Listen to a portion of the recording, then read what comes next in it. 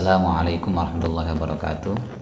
Alhamdulillah kita dipertemukan lagi dalam keadaan sehat walafiat. Mudah-mudahan amal ibadah kita diterima oleh Allah Ta'ala amin ya rabbal alamin. Pada saat kali ini kita membahas tentang masalah niat zakat, khususnya zakat fitrah. Tentu dalam persoalan zakat ini menjadi hal yang sangat krusial, yang sangat penting.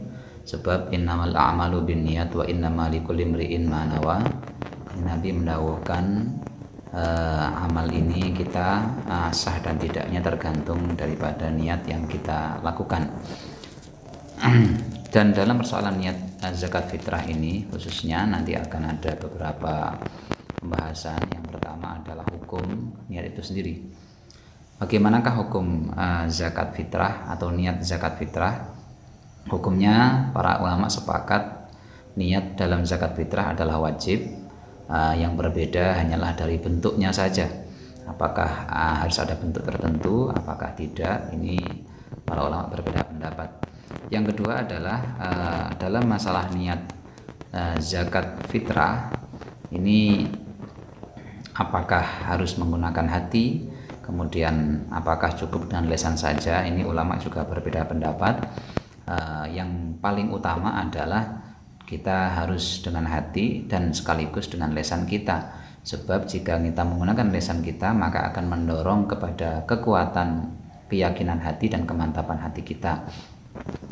Kemudian yang ketiga adalah pembahasan masalah waktu melaksanakan niat zakat itu sendiri. Di sini khususnya Imam Syafi'i, khususnya mazhab Syafi'i, ada dua waktu pelaksanaan alias dua perbedaan pendapat yang disampaikan khususnya dalam kitab Al-Bayan fi Madhabil Imam Syafi'i juz 3 halaman 399. Bismillahirrahmanirrahim. Ini ibarat diawali dengan masalah ibadah yang membutuhkan terhadap niat itu dibagi menjadi tiga. Ada yang memang tidak boleh niat itu didahulukan, ada yang boleh, kemudian ada yang khilaf. Nah, yang ketiga ini wadarbun ikhtalafa ashabuna fi jawazi taqdimin niyat ala ibtidaiha wa hiya az-zakat wal kafarat. Pembagian yang ketiga ini para ulama berbeda pendapat diperbolehkannya niat mendahulukan niat atau tidak. Ini adalah masalah bab zakat dan juga kafarat. Qala Asy-Syafi'i rahimahullahu fil kafarat. Kemudian kalau Imam Syafi'i sendiri menyampaikan dalam bab kafarat wa yanwi ma'at takfiri au qablahu. Jadi kafarat ini harus niat pada saat melakukan kafarat atau sebelumnya. Nah, ini berarti ada indikasi kafarat boleh sebelumnya niat dulu. Wa zakatu mithl kafarat. Nah, sedangkan zakat itu adalah termasuk disamakan dengan kafarat. Lah, famin ashabina mangqala, termasuk daripada dawuhnya santrinya Imam Syafi'i itu ada yang menyampaikan yajibu ayyan wiya halad daf'i wa bihi qala ashabu Abi Hanifah li annaha ibadatun yadkhulu fiha bi fi'lihi. Kalau santrinya Imam Syafi'i yang lain menyampaikan bahwa wajib niat itu pada saat memberikan zakat kepada mustahiquz zakat, ya. Ini juga disampaikan oleh beberapa santrinya Imam Abu Hanifah karena ibadah ini waktunya masuk pada saat melakukan. Artinya kalau niatnya itu sebelumnya berarti sama dengan dia niat sebelum melakukan aktivitas zakat. Fala yajuzu taqdimun niyat ala ibtida'il fi'li fiha kasolati wa fihi ihtirazun minas shaum, ya. Maka tidak diperbolehkan mendahulukan niat pada saat daripada melakukan zakat sebagaimana salat. Beda dengan puasa. Wa ta'awwala hadzal qail qaul Syafi'i rahimahullahu au qablahu. Kemudian dari qaul yang menyampaikan tidak boleh ini, beliau mentafsiri atau menjelaskan kata-kata qablahu di dawuhnya Imam Syafi'i di atas tadi. Yang dimaksudkan adalah ya memang niatnya sebelum kafarat, ya, sebelum kafarat, tapi niat itu harus terus berlangsung sampai melakukan atau sampai memberikan zakat fitrah kepada mustahiquz zakat. Nah, ini tentu argumentasi yang disampaikan oleh yang berpendapat bahwa wajib niat pada saat memberikan zakat kepada mustahiquz zakat.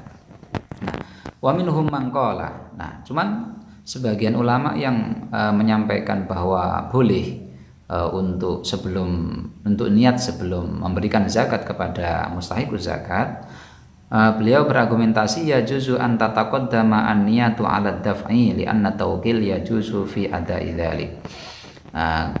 Bahwa niat itu diperbolehkan sebelum memberikan zakat kepada mustahiq. Kenapa? Karena mewakilkan dalam bab masalah zakat itu diperbolehkan. Wa bi niyatin ghairu muqarranati li ada'il wakil. Nah, sedangkan niat itu tentu tidak bersamaan dengan memberikannya si wakil kepada mustahiquz zakat. Nah, falau qulna la yajuzu taqdimun niyat la adda ila ibtali tawqil fiha.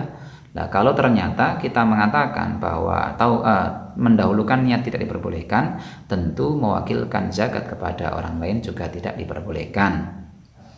Kemudian masalah tentang praktek niat zakat ini tentu sesuai atau menyesuaikan dengan siapakah yang melakukan zakat atau yang kita zakati.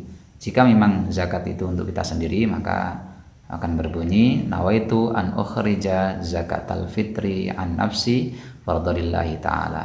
Namun jika untuk istri kita, maka berbunyi nawaitu an ukhrija zakatal fitri an zaujati fardalillahi ta'ala.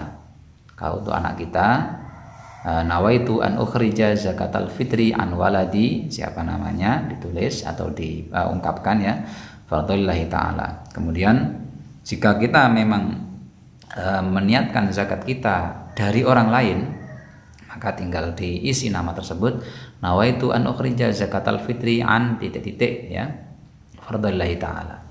Demikian mudah-mudahan zakat kita diterima oleh Allah dan juga bisa membersihkan diri kita, harta kita dan perilaku-perilaku baik zahir maupun batin.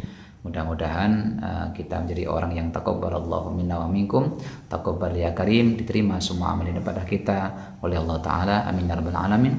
Wal afu minkum ihdinas siratal mustaqim. Wassalamualaikum warahmatullahi wabarakatuh.